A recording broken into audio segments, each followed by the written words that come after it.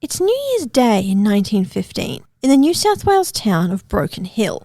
Closer to Adelaide than Sydney, Broken Hill sits almost on the border of three states, New South Wales, South Australia and Victoria. And the main industry is mining. This isn't a gold rush town, however, and the wealth in Broken Hill comes mostly from silver, lead and zinc. Despite being deep in the outback desert, this is a thriving town with a population of just under 35,000 people. In fact, at this time, it's the 9th largest city in the whole of Australia. The population is slightly reduced from the official figure, of course, because quite a number of Broken Hill's men have enlisted to fight in what will become known as the First World War. They will form part of the soon-to-be famous Australia-New Zealand Army Corps, better known as the Anzacs, and will be among those who land at Gallipoli in April 1915. But for now, the horrors of war seem far away from Australia, and especially for Broken Hill. No Australians have been sent into combat zones yet, and the letters home all talk about the fun the men are having in Egypt.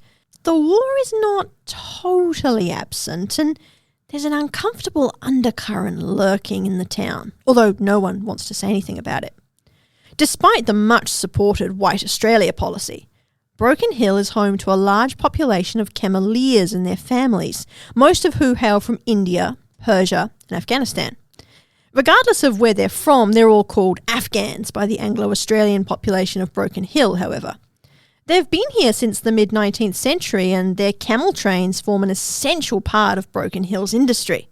The town does have a railway, but without the camels it would never have been built, and the cameleers still service the remote outback mining towns and outstations where the railway doesn't go. They're an established part of the community, although not always the most welcome. But they have mostly lived relatively peacefully alongside the Anglo-Australian population for decades, but then the war broke out. Never mind, of course, that some of these men are Indians and are therefore British subjects by law. Foreigners, especially dark-skinned foreigners, are not to be trusted in times like these. The Broken Hill residents are also suspicious because many of the cameleers are Muslim, which the population finds strange, although it was never threatening in peacetime, but now they've decided it's a concern. After all, the Ottoman Empire, which is largely Muslim, joined the war on the German side, and general xenophobia in Australia has been heightened ever since. The residents of Broken Hill aren't sure if there's a difference between an Ottoman Muslim and an Afghan Muslim, but worshipping the same god as the enemy makes these men suspect in their eyes. Acting Prime Minister Billy Hughes has been all over the radio since war broke out, after all, warning Australians to be aware of the enemy within. But today, at least, this isn't at the forefront of the minds of the residents of Broken Hill. In fact, most of them are not thinking about the war at all. Instead, they're enjoying the New Year's festivities, including taking the picnic train, an open-air passenger train, to Silverton for the day. The picnic train, a fun and relatively cheap way to see the countryside, is popular among the residents of Broken Hill, and it's full on the 1st of January 1915. Not long after leaving the station, the passengers spot an ice cream cart near the tracks, flying a flag they don't recognise. Suddenly, there's a loud bang, like a firework. Initially, it's assumed it's part of the New Year's celebrations, but then a young woman collapses dead into the arms of her boyfriend and several more loud bangs ring out. It's not fireworks. The men behind the ice cream cart are shooting at the picnic train. Panic erupts as passengers scramble for cover, and the two men continue shooting, firing about 40 shots in all, until the train has passed them. 4 passengers are killed outright and 7 more are wounded, some severely. And when the train arrives at Silverton, it is almost immediately turned around to make a nerve-wracking journey back to Broken Hill. This time, the men are nowhere to be seen. As it turns out, they've run for it, and they were pursued by several men who worked at a nearby water station and several stock hands from the cattle yards close to the railway tracks. Local police were alerted, and a coordinated effort by them and the army eventually saw most of the men from Broken Hill corner the shooters in a rocky outcrop above the town. They refused to surrender and a shootout ensued, during which a constable was shot twice before the shooters themselves were killed. One outright and one later died in the Broken Hill Hospital from mortal wounds. The attack on the picnic train, though, caused a sensation in the press, and it was quickly labelled the Battle of Broken Hill, and the newspapers screamed that Australia itself was now under attack by enemy agents. Extra, we do about it. The shooters were identified as Broken Hill locals Gool Mohamed and Mullah Abdullah, and the flag they had flown from the ice cream cart turned out to be the Turkish flag. This caused further sensation, and a wave of not just anti-Turkish but anti-immigrant sentiment swept through Broken Hill, and the Muslim and cameleer communities took the brunt of it. But who were Mohammed and Abdullah? And why did they shoot up the picnic train on New Year's Day in 1915? Was it Australia's first terrorist attack? An act of war? A violent demonstration of support for the Ottoman Empire? Or something else entirely? I'm Juliana, and you're listening to The Skeptical Historian.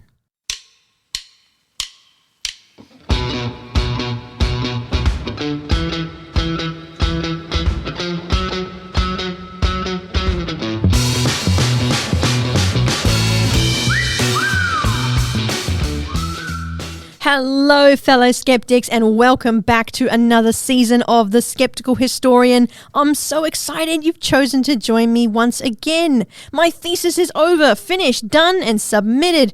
At the time of recording, it's still being examined, but as soon as it's available to read, I'll let you know where to find it. On the podcast this season, I'm trying something different, and I'll be releasing a new episode on the first Tuesday of every month.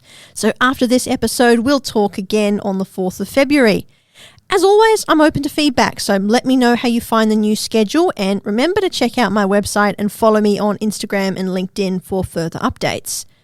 Now, before I go any further, I would like to acknowledge that I am podcasting, of course, on the sovereign and unceded lands of the Wurundjeri, Wadawurrung and Boonwurrung people, and I'd like to pay my respects to their elders past and present.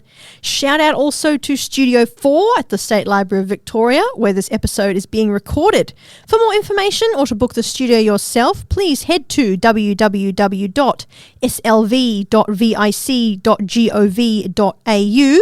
That's www.satelibraryvictoria.vic.gov.au. Now, let's return to New Year's Day 1915 in Broken Hill. As you can imagine, the attack on the train caused both outrage and terror among the local population, and then among the wider Australian population when word spread. The fact that Australia was at war didn't help matters, as people were already on high alert and jumping at shadows. Around 7,000 people of German, Austrian and Turkish heritage were interned in Australia during the war years.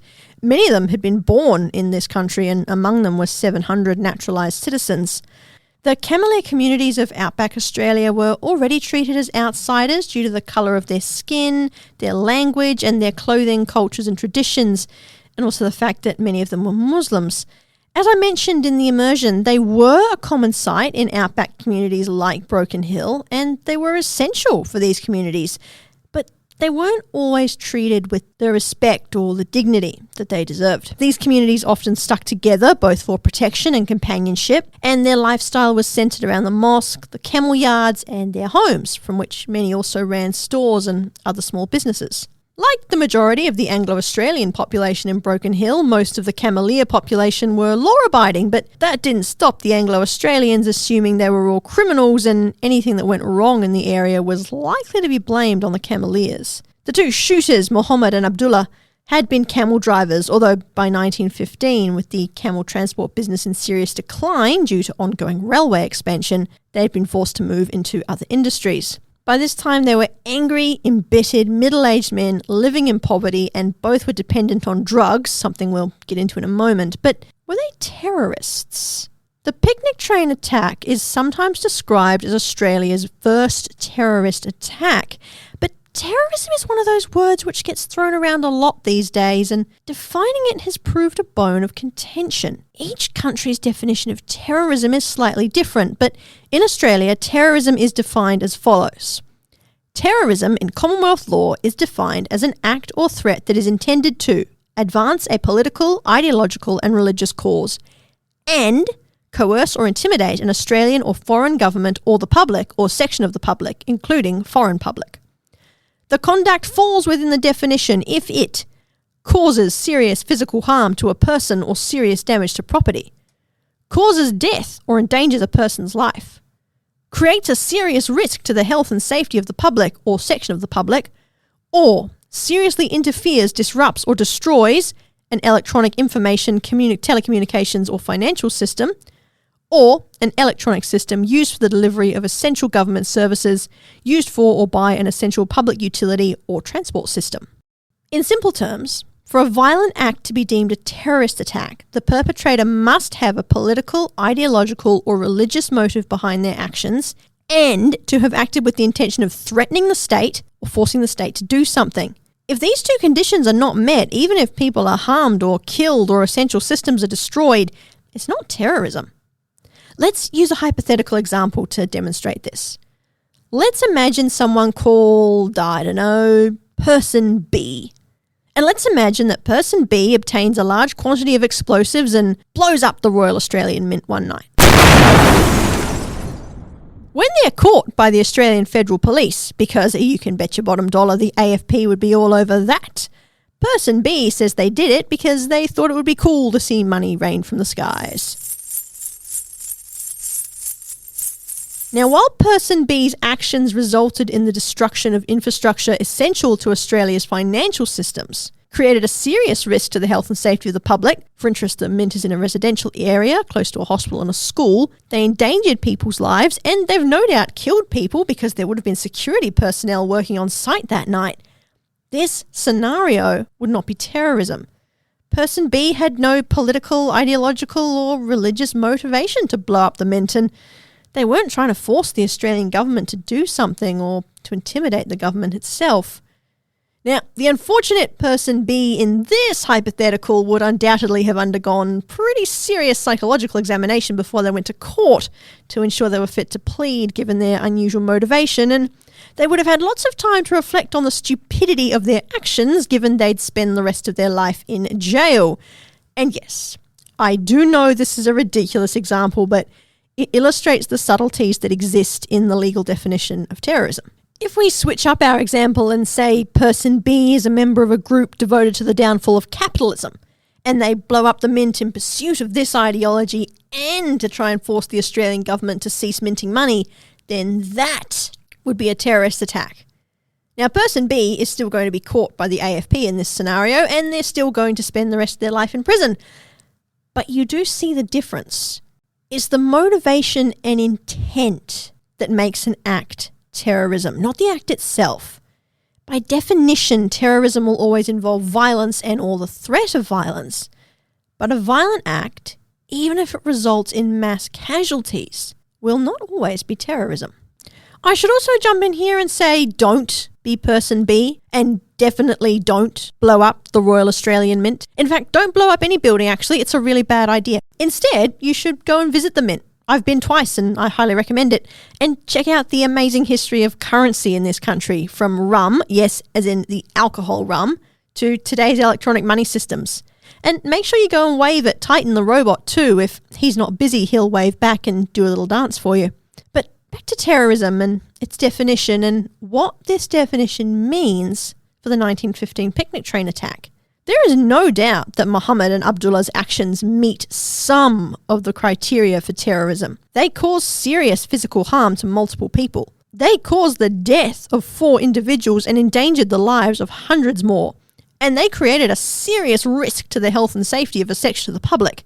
But thinking back to Person B wanting to see money rain from the sky, it is only by examining their motivations that we can determine whether their actions amounted to terrorism or not. So, what were Mohammed and Abdullah trying to achieve by attacking the picnic train? And, as a matter of fact, who were these men? Let's start with Gool Mohamed. Mohammed was an Afridi tribesman from southern Afghanistan, near what was then the Afghan-Indian border.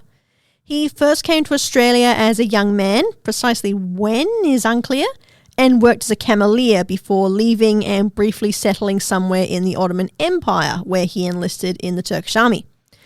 There was a lot of interest in this fact following the picnic train attack, and the press sensationally claimed that Muhammad had orders from the Ottoman Sultan to attack Australia, although, as we will hear shortly, these claims are of a very dubious provenance. Immigration records show that Muhammad returned to Australia around 1912 and settled in Broken Hill, where he probably intended to resume camel driving, but unfortunately cameleering was in decline and he instead became a silver miner. But as mining became more industrialised, the need for unskilled miners decreased and Muhammad was made redundant along with many of his colleagues. He became an ice cream vendor, and it was his ice cream cart that was later used to conceal the guns he and Abdullah used to attack the picnic train. Along with being underemployed and struggling to make ends meet, Muhammad was also dependent on marijuana, which saw him ostracised by the local Afghan community as the use of these drugs is forbidden under Islamic law. Muhammad was further ostracised due to his previous service in the Turkish army. Australia was at war with Turkey, and the Afghan community was already suspected of being sympathetic to the Ottoman Sultan because it was assumed all Muslims thought and felt the same way, which was, and is, by the way, ridiculous. It's also worth noting here that Afghanistan has never at any point in its history been part of the Ottoman Empire, although they did have frequent interactions, both peaceful and violent, over the centuries. But whatever the views of the Afghans in Broken Hill about the war, they were careful not to give the Anglo-Australian community any cause to suspect they might be Turkish spies or whatever other nonsense was being thrown around by the media. So now we know who he was, an angry, embittered, underemployed, drug-addicted, impoverished middle-aged man who was excluded from both the Anglo-Australian and Afghan communities in Broken Hill. We can examine his motives. Why did Muhammad attack the picnic train? This is harder to answer than it first appears because Muhammad never lived to give an account of himself or his motives in court, and the suicide note he left behind, more on that in a moment, was not written by him. It was written by his co-conspirator Abdullah. But here's what we know. We know he was angry about the war and upset that many of his former colleagues from the silver mines were joining the Australian Imperial Force, which was heading overseas to fight the Ottomans. Like many veterans, Muhammad was proud of his service and proud of the country he had served, so it's quite understandable that he was distressed and angry about the fact that Australia and Turkey were at war.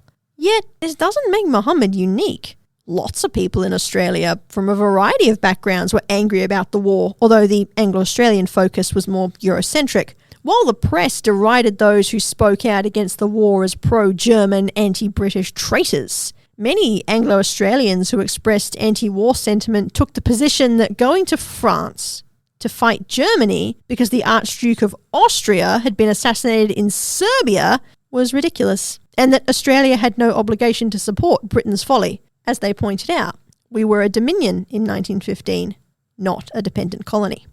Back to Muhammad and the grievances that led him to mass murder.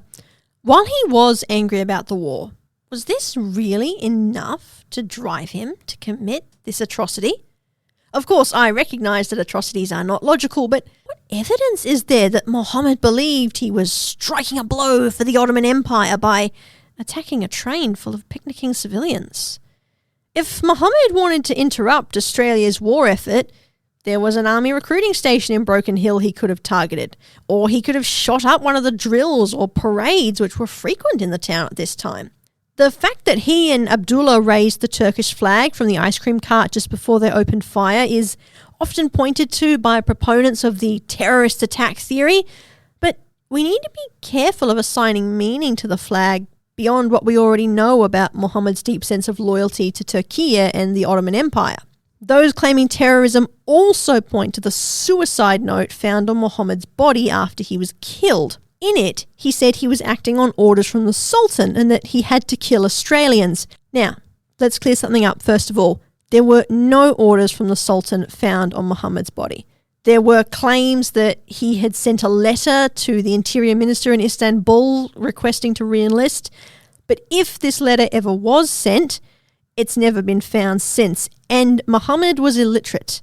So if he did send that letter, someone else would have had to write it for him. As I said, no orders from the Sultan were found on his body. There was no reply to this letter to the Interior Minister, if it ever existed, and Muhammad did not write his own suicide note. He may have believed he was acting on orders from the Sultan, and that he had to kill Australians. But remember that definition of terrorism we talked about earlier? Political, ideological, or religious reasons, and, not or, and an attempt to coerce the state to act in a certain way. Mohammed made no demands in his suicide note. He simply said he had to kill people, which does not meet the criteria for terrorism. It was an atrocity for sure, but not every atrocity is a terrorist attack.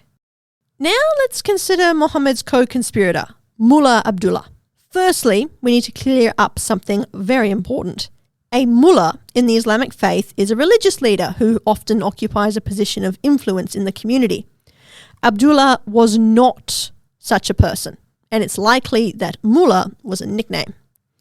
Like Mohammed, Abdullah was actually an outsider in both the Afghan and Anglo-Australian communities, and he too was a marijuana addict. He had arrived in South Australia in 1890 and also worked as a cameleer before settling in Broken Hill around 1899. He continued to work as a camel driver before setting up as a halal butcher, probably as the cameleering business began to decline. And this seems to be where the trouble appears to have started for Abdullah. Of course, like the rest of his community, he experienced constant racism from the Anglo-Australian population. The White Australia policy was in full swing, and many Anglo-Australians in the outback or regional areas that the cameleers serviced were of the opinion that once the railways were built, all these men and their families should be deported. The white population didn't want the cameleers settling in their towns, no matter how much they relied on these men, and made no secret of it. As the cameleering business began to decline and the railways expanded, many of the former camel drivers, like Abdullah, set up businesses which further annoyed the Anglo-Australians. Abdullah's butcher shop prepared meat according to Islamic custom, making it halal, but because he wasn't a member of the appropriate associations and did not have a license to practice butchery, his shop was targeted by state inspectors.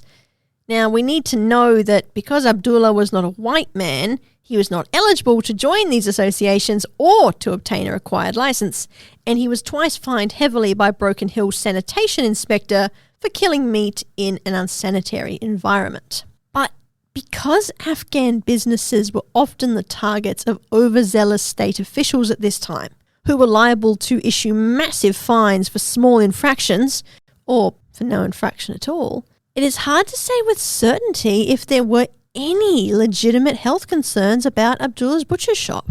There may have been, but it's also possible that the sanitation inspector simply did not understand and probably did not like the fact that Abdullah butchered animals differently to the Anglo-Australian butchers in the area.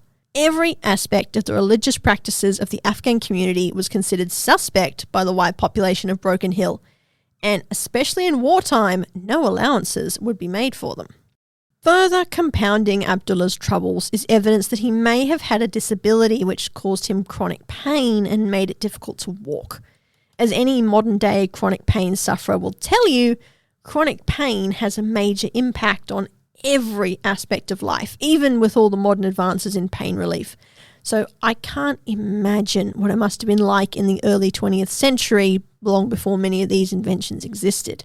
Precisely what Abdullah's injury or disability was is unclear from the records, but this may account for why he became such a heavy marijuana user. Abdullah's time in Broken Hill was made even more miserable by the fact that local children and teens made a cruel habit of throwing stones at him while he was out. Because he was unable to walk quickly, he could not easily escape from his tormentors, and he was injured several times in these attacks. And because Abdullah was both disabled and an Afghan, the families of the Anglo-Australian children who made a habit of harming him made no effort to prevent this behaviour or to discipline their children for it. They didn't care. Parents and guardians today, if you are made aware that your children are throwing stones at innocent people, regardless of age or ability, please do something about it. All of this adds up to Abdullah being a lonely, angry, drug-addicted man, ostracised by both sections of the community, living with chronic pain and having no support around him. These are not excuses for Abdullah's actions, but they do demonstrate that the picnic train attack had less in common with terrorism than is often suggested. One of the defining features of terrorism is that victims are generally unknown to the terrorists. They're simply representative of the state the terrorists wish to target. Abdullah and Mohammed knew the people of Broken Hill personally, if not very well. In their minds, these people were responsible for the harsh lives they were leading and the many problems they were facing. It's for this reason in particular that historians who study the picnic train attack avoid describing it as terrorism. It was an attack on the people of Broken Hill, not on the Australian or British states. And Abdullah and Mohammed's motives were personal, not political, despite Mohammed's connection to the Ottoman Empire. Abdullah in particular had reason to want to attack the picnic train that day. He knew that the sanitation inspector who had twice prosecuted him was on board. The man escaped without injury, although I doubt he, like many of the other survivors, ever really shook off the lingering effects of being in an open-air train car and coming under fire. But the definition of the picnic train attack isn't the only part of this bloody story which has attracted controversy over the years. Following the shooting, both Abdullah and Mohammed fled to the rocky outcrops out of town. Whether this is where Abdullah wrote Mohammed's suicide note or whether he already had it on him and they had already decided to die fighting is unknown. Interestingly, there is mention of Abdullah having a suicide note on him in contemporary records, but if it ever existed, it has been lost. The only suicide note we still have is Mohammed's. But whenever they made this decision, both men had decided to die fighting rather than surrender and face the hangman. They went first to a shepherd's hut in the White Rocks, as the outcrops above Broken Hill are known today, and shot dead a man who had taken shelter there when he first heard the gunfire. They were later cornered by 2 police officers, but the officers were unsure if Mohammed and Abdullah were the attackers. The picnic train had by now returned to Broken Hill, and the men who had initially chased the attackers up into the White Rocks had also returned and made a report.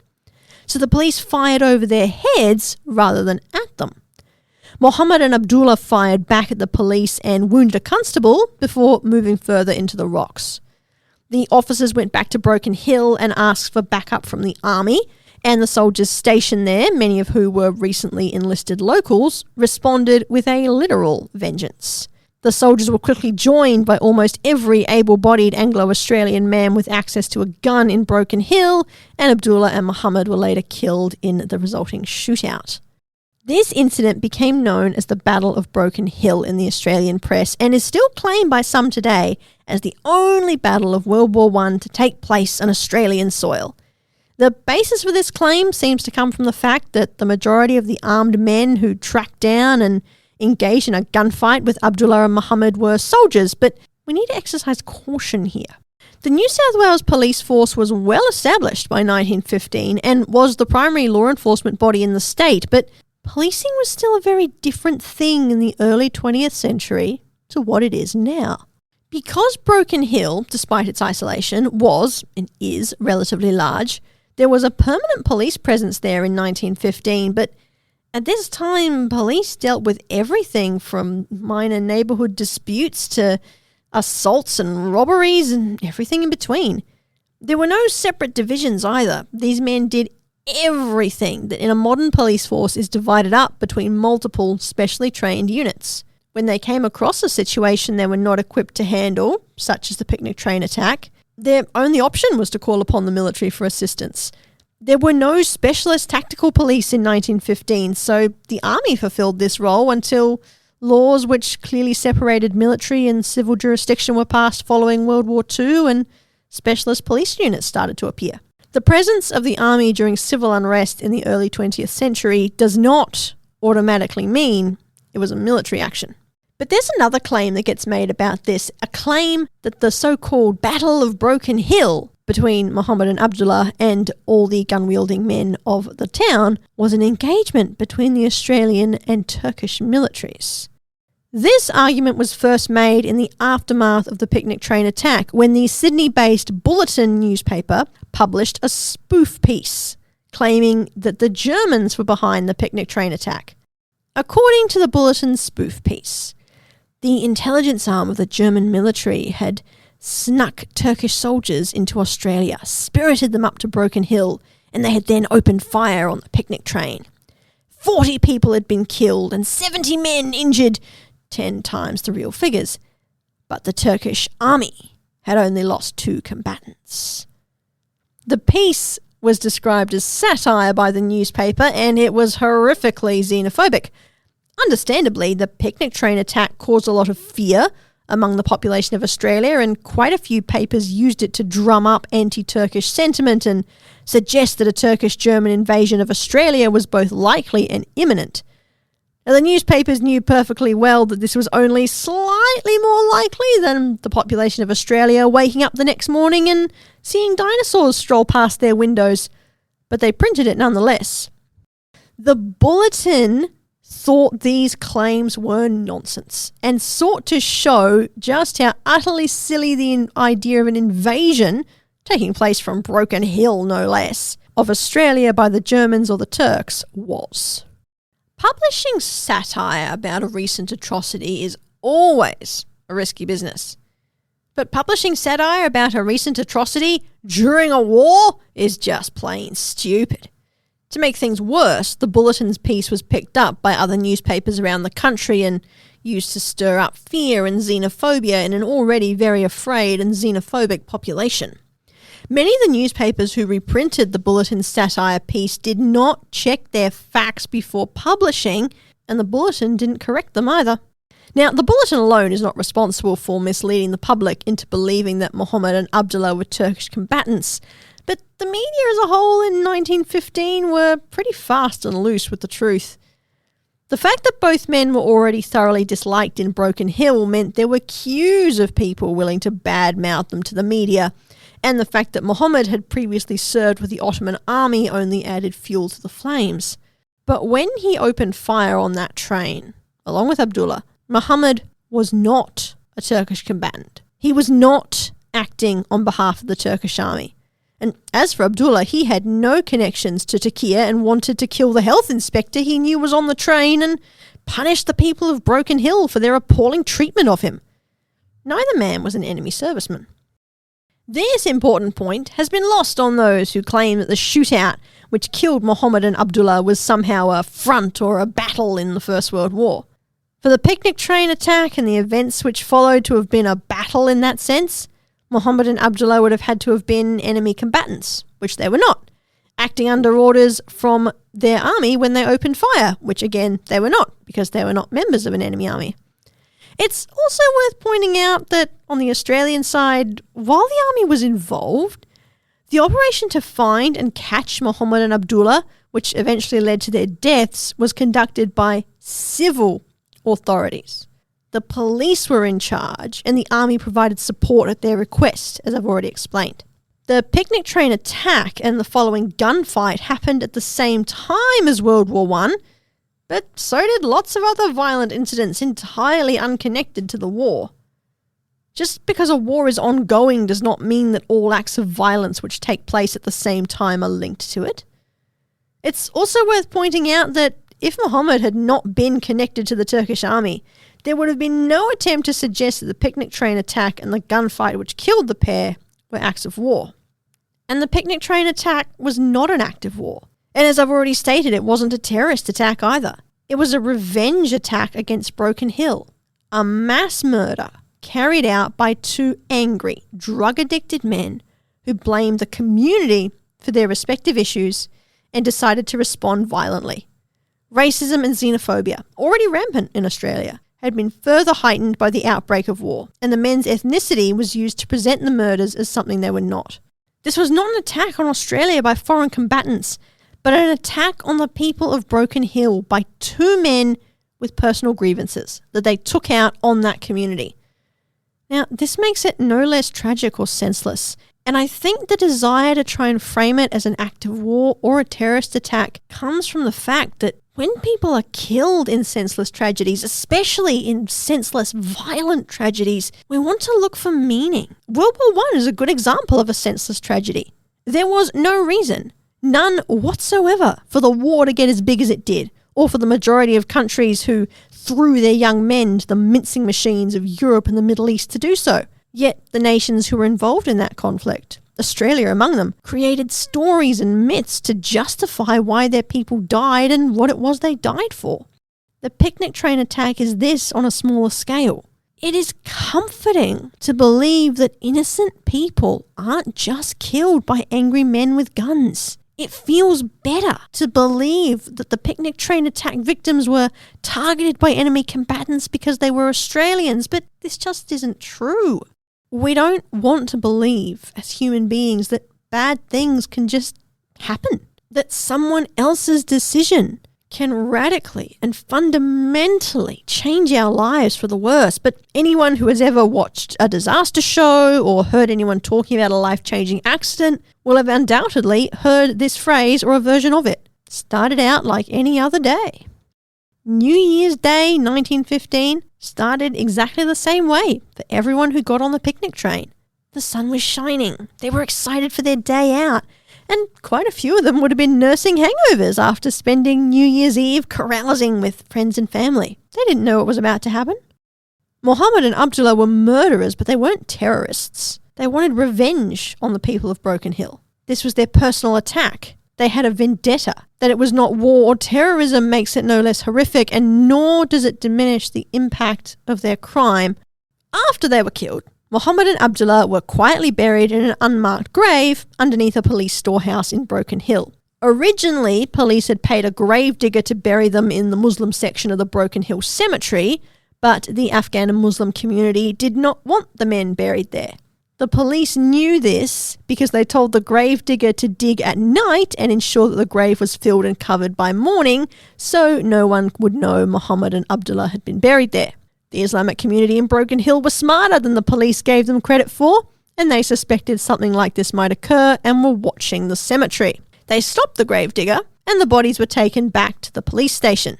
Despite the complete rejection of Mohamed and Abdullah by this community, in life and in death, they came in for severe violence from the Anglo-Australian population of Broken Hill. Police and soldiers had to intervene late on New Year's night to prevent an angry mob, which had already torched the local German club, erroneously believing they must have had something to do with the picnic train attack, from burning down the town's mosque. In the coming weeks, with the war ongoing and xenophobia taken to extreme heights, most of Broken Hill's Afghan community, who were all suddenly being described in the newspapers as Turks, were rounded up and placed in internment camps, along with the small German and Austrian populations in the town. Most of them remained there until the end of the war. Now, listeners, I'd like to invite you to join me in a minute's silence now to remember the victims of the picnic train attack. Their names were Elmer Cowie, Alfred Millard, William Shaw and James Grieg, and also Alfred Miller, who was murdered by Mohamed and Abdullah when they found him hiding in a shepherd's hut in the White Rocks. I'll be back after a minute.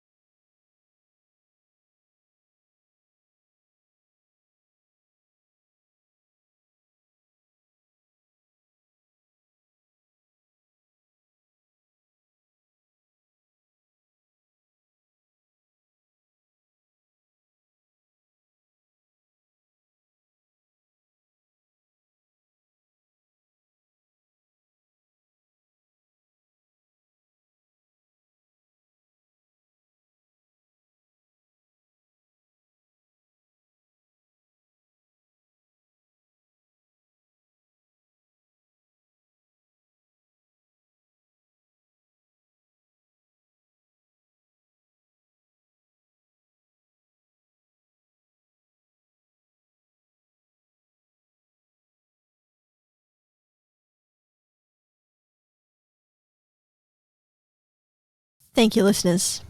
And that brings us to the end of the first episode of The Skeptical Historian 2025. Thank you for joining me once again, and I look forward to another year of skeptical history. I'm easy to find online. Just search for Juliana Byers on LinkedIn and Instagram. And don't forget to have a look at my website while you're at it, www.skepticalhistory.com. That's skeptical with a K. And I'll see you next episode on the 4th of February for another skeptical take on the mystery that is history. Bye now.